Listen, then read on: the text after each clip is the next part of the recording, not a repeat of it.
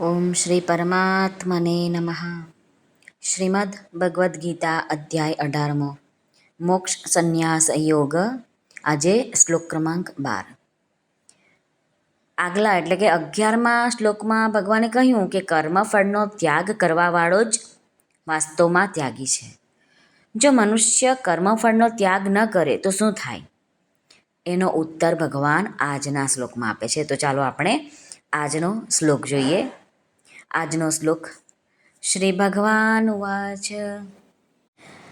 અનિષ્ટમિષ્ટમ મિશ્રૈચત ત્રિવિધં કર્મણઃ ફલં ભવત્યાગિનાં પ્રેત્ય ન તુ સંન્યાસિનાં ક્વચિત.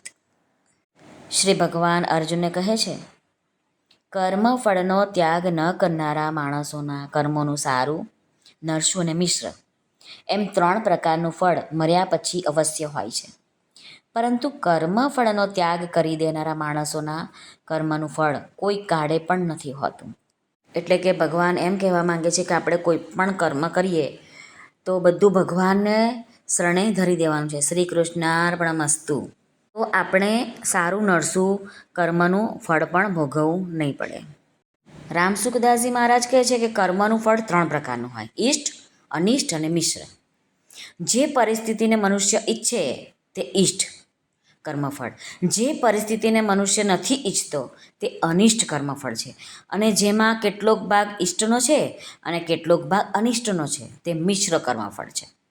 મહારાજ કહે છે કે અસલિયતમાં જોઈએ તો સંસારમાં મોટે ભાગે મિશ્રિત ફળ જ જોવા મળે છે.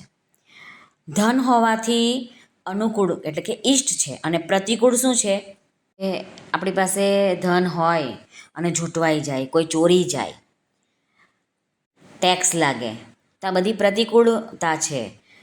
અને ધન હોય તો આપણો જીવન નિર્વાહ સારો ચાલે, તો આ અનુકૂળતા છે.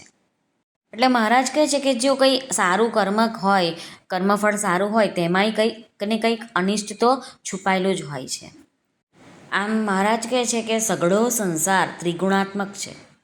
આ જન્મ પણ દુઃખાલય અને સુખરહિત છે. આથી ચાહે ઇષ્ટ એટલે કે અનુકૂળ પરિસ્થિતિ હોય, ચાહે અનિષ્ટ એટલે કે પ્રતિકૂળ પરિસ્થિતિ હોય, તે સર્વથા અનુકૂળ કે પ્રતિકૂળ હોતી જ નથી. અહીં ઇષ્ટ અને અનિષ્ટ કહેવાનો મતલબ એ છે કે ઇષ્ટમાં અનુકૂળતાની અને અનિષ્ટમાં પ્રતિકૂળતાની જ પ્રધાનતા હોય છે. વાસ્તવમાં કર્મોનું ફળ મિશ્રિત હોય છે. એટલે ભગવાન કહે છે અનિષ્ટ મિષ્ટમ મિશ્રૈચત ત્રિવિધં કર્મણં ફલમ.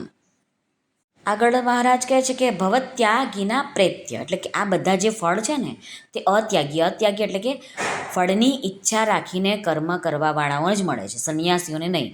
કારણ કે જેટલા પણ કર્મો હોય એ બધા જ પ્રકૃતિ દ્વારા એટલે કે પ્રકૃતિના કાર્ય શરીર, ઇન્દ્રિયો, મન, બુદ્ધિ દ્વારા જ થાય છે. અને એટલા માટે જ ફળરૂપી પરિસ્થિતિ પણ પ્રકૃતિના દ્વારા જ મળે છે. માટે રામસુખદાસજી મહારાજ કહે છે કે આ જે કર્મફળનો સંબંધ છે તે પ્રકૃતિ સાથે હોય છે, સ્વયં એટલે કે ચેતન સ્વરૂપની સાથે નહીં. પરંતુ જ્યારે આપણે પોતાની સાથે આ સંબંધ તોડી નાખીએ છીએ તો પછી તે ભોગી નથી બનતો, પણ એ ત્યાગી બની જાય છે. આમ મહારાજ જણાવે છે કે અનુકૂળ અને પ્રતિકૂળ પરિસ્થિતિના રૂપમાં જે પણ આપણું કર્મફળ આવે છે તેનાથી આપણે બધા સુખીને દુઃખી થતા રહે છે. આ પ્રમાણે સુખીને દુઃખી થવું એ જ વાસ્તવમાં બંધનકારક છે.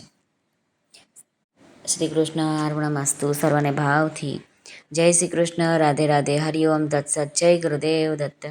જય સ્વામિનારાયણ. જય માતાજી. નમઃ પાર્વતી પતે. હર હર મહાદેવ. હર સિદ્ધેશ્વર મહાદેવની જય. આજના આનંદની જય.